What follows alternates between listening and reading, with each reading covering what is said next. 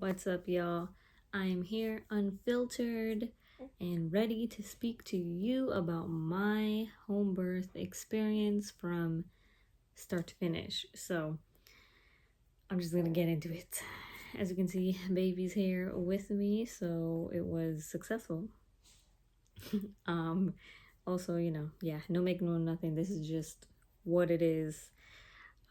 So I gave birth at 39 weeks and 4 days or 5 days as a first-time mom, which a lot of people will tell you that is pretty rare because a lot of first-time moms go past their due date, but I did not. None of the women in my family have, and I had a very unique positive birth experience.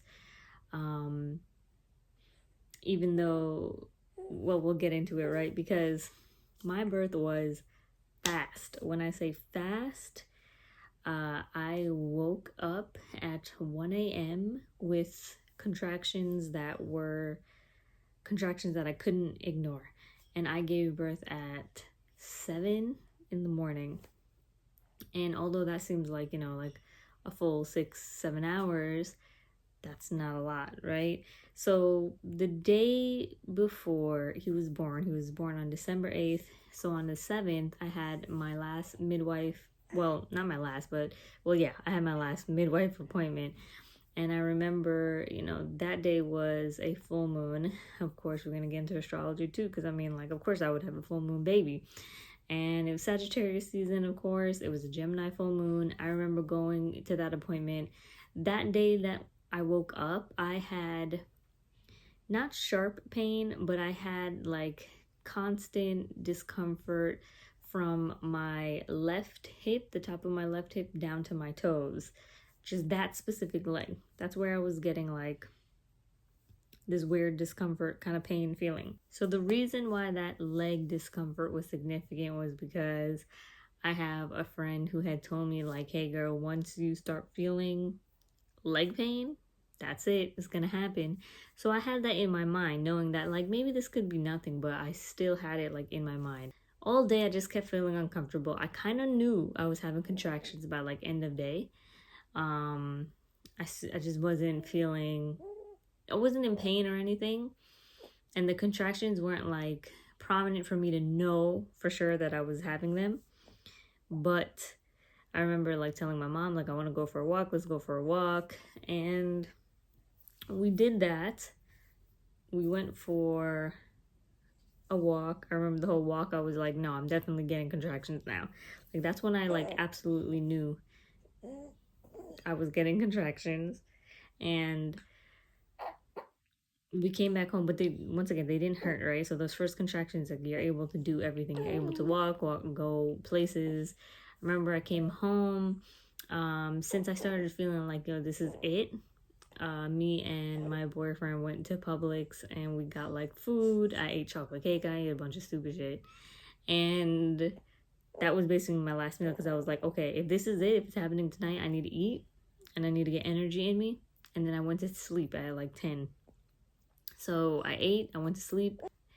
Yeah, I woke up at 1. I was like feeling the more intense contractions. I was still able to talk for the most part, but I had to like really sit and breathe through some of those. I remember that my boyfriend just went to sleep at 1. I went to sleep at 10. He didn't go to sleep with me. He stayed up playing video games, whatever. And then when I woke up, he was going to sleep. So I was telling him like, I'm for sure having contractions. And he was like, I guess a little bit in disbelief that it was happening, but I was like, just breathe through them. He was kind of coaching me through some, but he was falling asleep, so I let him sleep. He fell asleep, knocked out. I was like, I gotta go take a shower.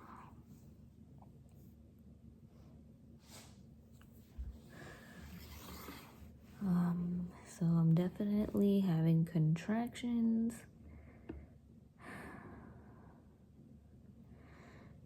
I had a midwife appointment earlier in the morning, and it's about 2 something right now. I was having them mildly since midday. Went for a walk and went and ate some food. kind of late. And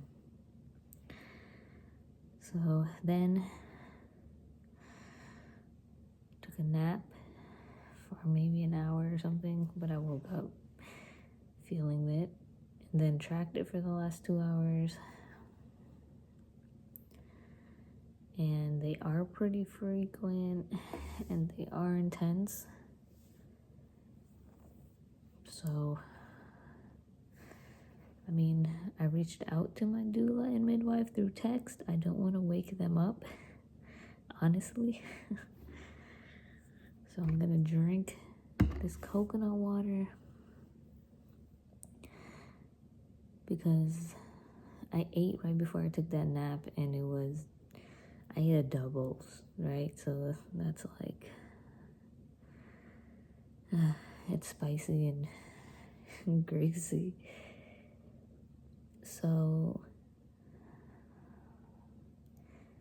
I might be getting one soon. Hold on. See, like that one was only 30 something seconds, and it was only 4 minutes after the last one. So that's like really close together, and it doesn't seem right 100%, but I haven't woke anyone up. My mom's sleeping, Ta's sleeping. Nobody texts me back either, so kind of just riding it out, and let's just see what happens. Not gonna lie, they're a little intense though. So I'll check in later. I went to the shower because they tell you to take a shower in order to see if the contractions continue to get more serious or they go away. Sometimes it's false labor and then the contractions will stop when you're like in hot water or whatever the case may be. The contractions did not stop. I got into the water, into the shower, and they just kept going. And I was like, okay. And at one point I was like, I gotta get out of here, and I gotta like tell my midwife, I gotta call my doula. And because I was tracking them, of course, and they were not steady at first they were like 9 minutes apart, then it started going to 7, but then it would jump from like 7 to 5, so it was like weird, and then it would go back to 9. So they were definitely not consistently 7 minutes apart. Before going into my birth, I had the whole thing planned. I wanted to set up a little altar. I wanted to, get cuter so I can film it and look cuter. But I did not get to do any of that. I remember getting out of the shower. I remember FaceTiming my boyfriend while I was in the shower because I just didn't want to get out, but I felt like I needed him to come assist me and to call for me, the midwife and stuff. He was so knocked out, he didn't respond to any of those calls. I got out. I remember walking to the bed, still feeling, a contraction, getting him to wake up. I texted the midwife. I told him to call the doula. She was very like laxed about it. She was relaxed, like, it's all good. Did you get your bloody show? I was like, no, but I did see like a tinge, and I'm talking about the tiniest spot of blood. And I saw it from earlier that day. That's what had alarmed me too. I did not bleed or spot at all during my whole pregnancy, not even a little. So when I saw that, I was like, weird. And the reason why all these things were much more on it for me or alarming is because my mom and all my sisters have had fast births. For their first pregnancy, it was fast, just hours. It did not take long at all for them to give birth. Okay. Well, parenthood don't stop. So, as he breastfeeds, yeah, I got him to talk to my doula, and she just seemed like, oh, don't worry about it. It's gonna take a lot of time. Like, just keep doing what you're doing, and call me back when things progress. Keep showing me the contractions. I called her before I called the midwife because my midwife was 10 minutes away and my doula was an hour away. So I wanted her to know first. And technically she's supposed to be there before the midwives come. I texted my midwife, but I didn't want to wake her up because it was still early. And I remember waiting an hour from 1 to 2 o'clock. Things got worse and it was happening fast. Then I just remember like throwing up. When I threw up, that's when my boyfriend was like, oh shit, like I need help. So he went to go wake up my mom, and then they came, and then they started like preparing the bed to get it ready, basically. And I didn't give birth on the bed or plan to, but you still have to prepare it by putting like, you know, like a shower curtain underneath the sheet just in case anything happens. And trust me, that came in handy. So at that point, I think about after they prepared the bed, then I had my boyfriend call the midwife because I was in the bathroom again at this point. I went to take another shower after I threw up, but I didn't last long. Then I remember like sitting on the toilet in the reverse position, like my head leaning over the back of the toilet. And he called the midwife and she saw the contractions and she was like, oh, okay, I'll be over soon. So she came over. By the time she came, I couldn't really speak at this point. Like I could like say a word or two, but I was like out of it. The contractions were coming fast. I didn't really have any time to think. And I just remember getting Pata to like hold my hips together in that position that helps with contractions, which really does, by the way. And she was there. She was waiting to she was just kind of like monitoring me.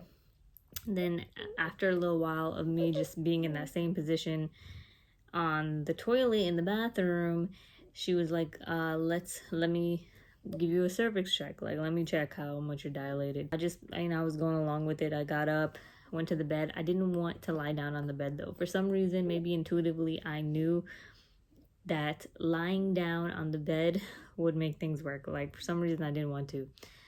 As soon as I finally get onto the bed and in the lying position. And why? Also because when I was on the toilet, I already started to feel my body push. This had to be like 3 something, maybe close to 4 in the morning. And I started to feel my body push, and that feeling is real. But I remember just being like, oh, like, you know, in my head, I was talking to myself in my head the whole time because I couldn't really say much out loud.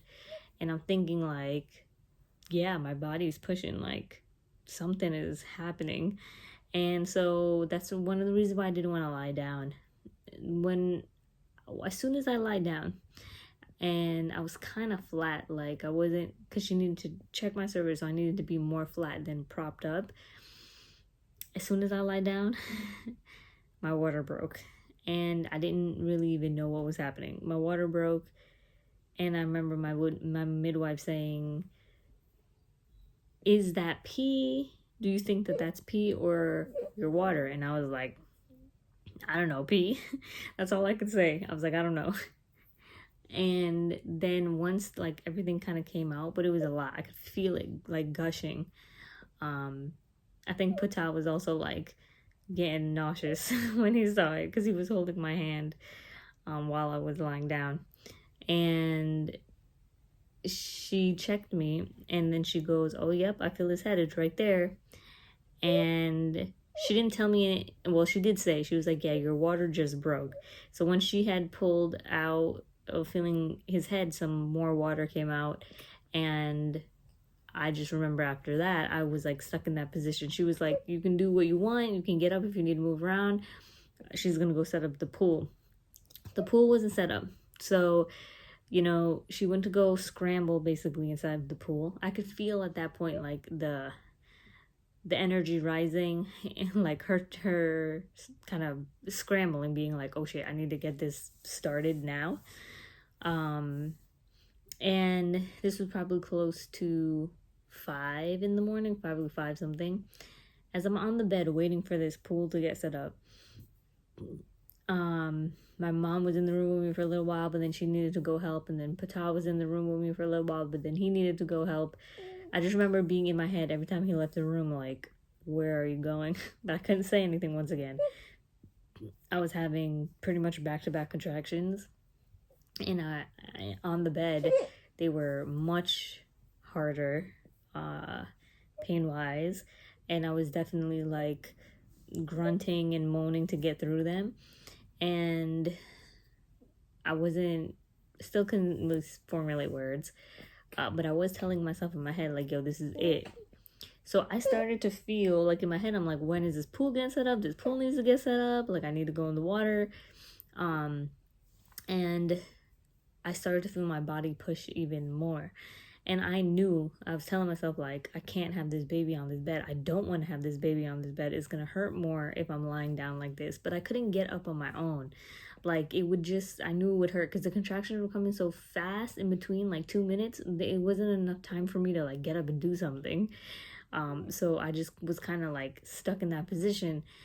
And I kept feeling my body push, but I was holding back. I was literally, like, there's only so much you could hold back. I couldn't stop my body from pushing, but I wasn't assisting my body in pushing more, if that makes sense.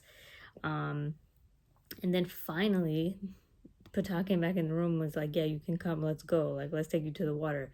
That was probably around 6 something, right? So let's say I was on the bed 5:30 while this was happening. It was like 6:30, because apparently the hose was taking a long time to fill up the water in the pool. And so that's why it was taking a while. And then I finally got there. The water was like barely even halfway, but it was still enough for me to go sit in it. So he brings me there. I go straight into the pool, and from this point on, it's a little bit of a blur. I remember leaning over the pool and having a few contractions. Or I just remember one contraction where I was like, okay, in my head, I'm telling myself, like, to check, right? So I put my hand down to feel.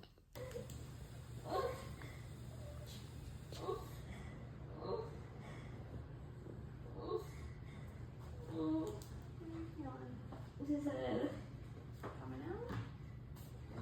Am I gonna feel?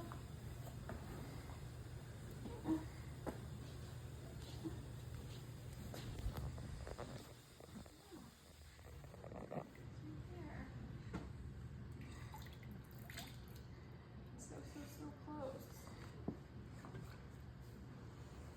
And I feel the top of his head. I feel the top of his head like come like out, right? But not like his head was fully out, but I feel it right there. So once I did that, my midwife had asked, like, what are you feeling? And I said, his head. And then she was like, okay, let me see. So she went to touch and she was like, yeah, that's his head. So when the contraction, ow. Okay. So she felt his head and confirmed. And then I remember when the contraction stopped, I went to feel it again, and his head wasn't like right there anymore. And I was like, oh, hell no, in my head.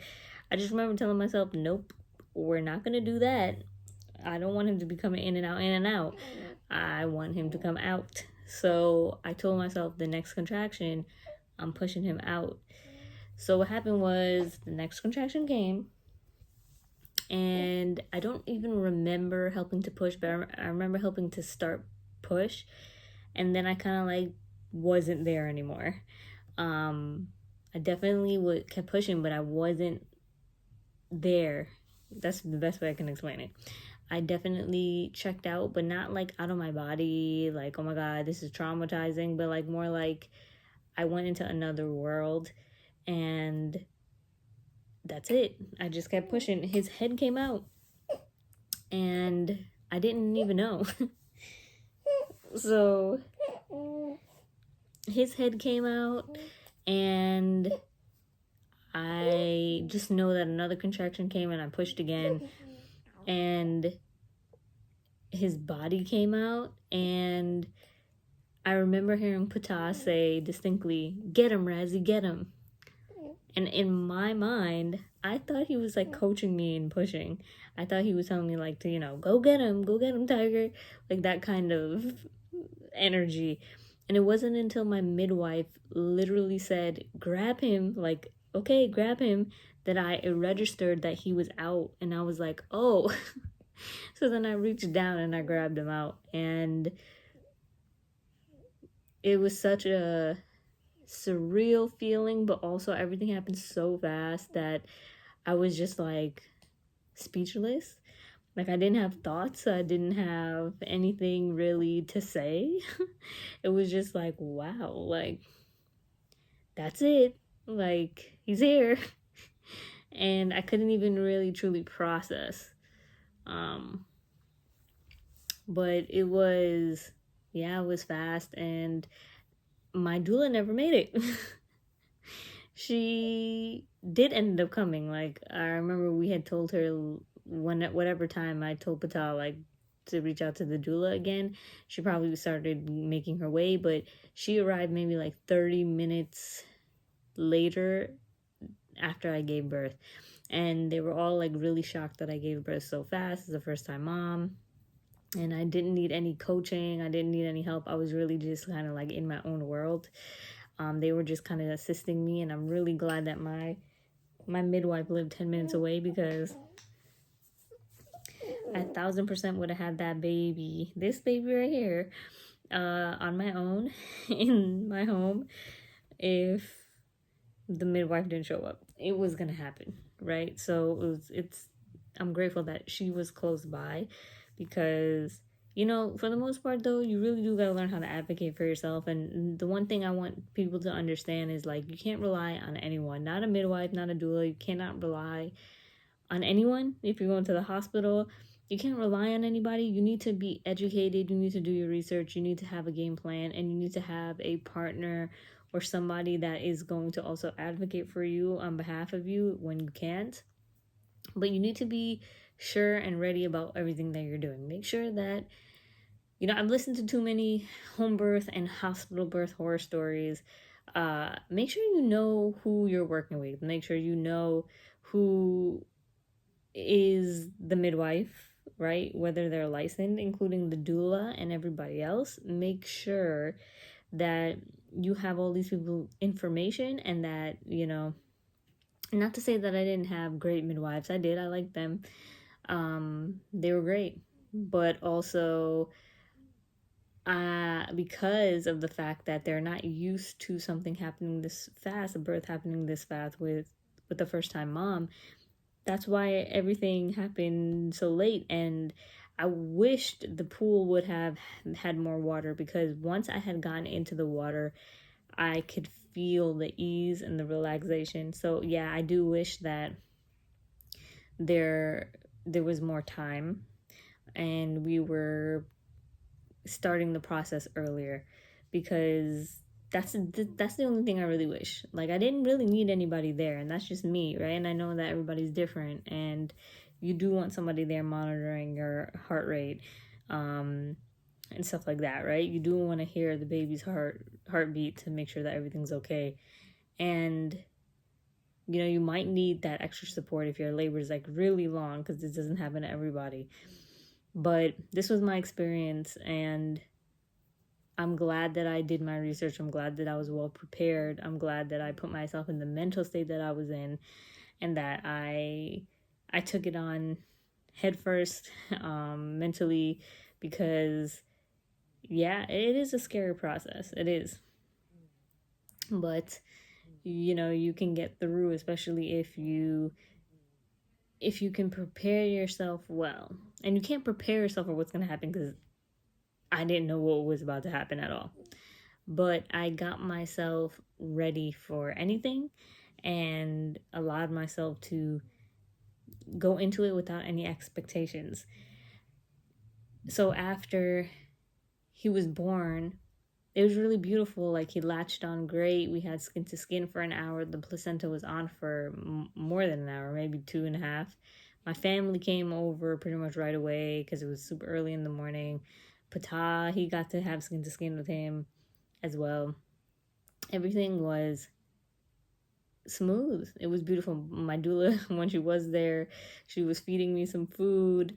So it was a really nice experience. I loved being home. I loved that I didn't have to go anywhere or see anybody I didn't want to, and that all my family could just show up for me. That was really nice. And I wouldn't give it up for anything. And I think especially because I'm so low risk and I was prepared that the next time around having another one, I would do the same. I would definitely do the same. But now I know what to do. Now I know what to be prepared on. And, even if I was in the hospital, I think that considering my birth being fast the way that it is, I could have a hospital birth and also enjoy the experience.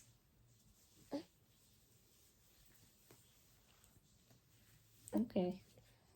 Because I would absolutely be able to advocate for myself and be now even more mentally prepared for anything, whether it be in a hospital setting or another at-home birth experience. So in short, that was it. That was my experience, with the exception of a very big surprise that we had after the birth, with our baby boy right here. And so I will further talk about that another time because I'm not really ready to talk about that. So, subscribe, follow my journey with us, with me and my family, and my journey in motherhood, as well as being a spiritualist, a goddess, a metaphysical master, whatever. I incorporate all of the metaphysics into my lifestyle, and I want to just show you what my life is and how I live it, and hopefully give you guys tools to do the same. And I know that I'll have so much information on being a mom now and how to center ourselves and keep up with our self-care routines, and stay on top of all things, especially postpartum, because it's been hard, I'm not gonna lie. But I'm definitely gonna have a whole video itself on all the things postpartum that you don't think about, and that you should be prepared on. But thanks for listening to this. I hope that it provides some comfort for you and some information, and hopefully it sets you on your path and your journey. And until next time, y'all, peace.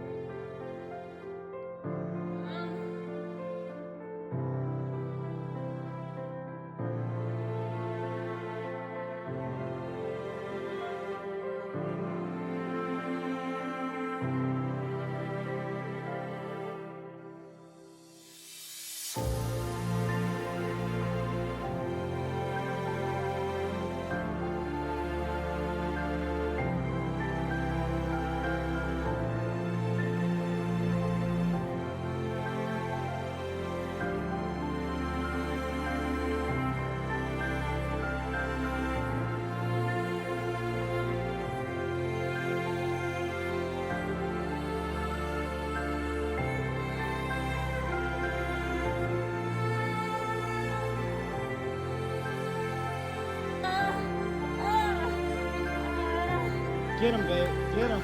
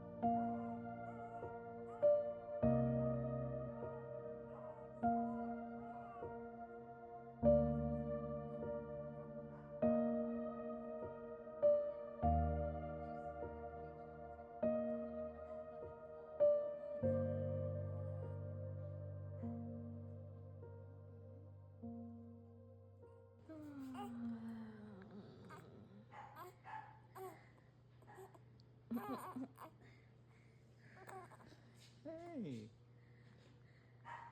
So handsome. You are so funny. Stop. It didn't take long. It's not long. No, first baby too. Amazing.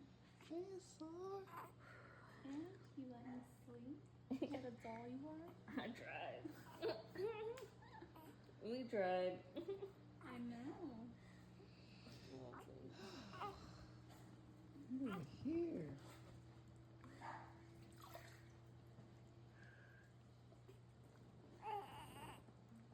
I'm sorry, I'm choking.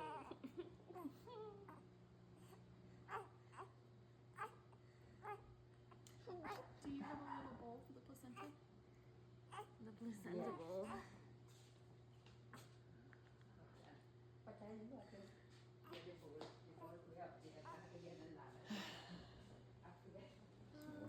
So that was. Son. Hey. Okay. Okay. Look at his little fingers. That's my son. Hi.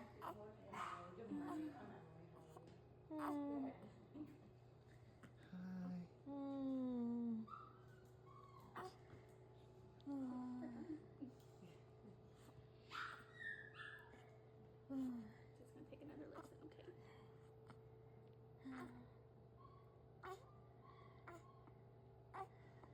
Okay, buddy. Your pretty lips. I'm sorry if I'm blowing in your face.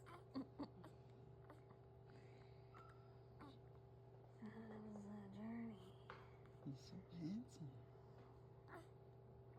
Of course he is. So you might start to feel a little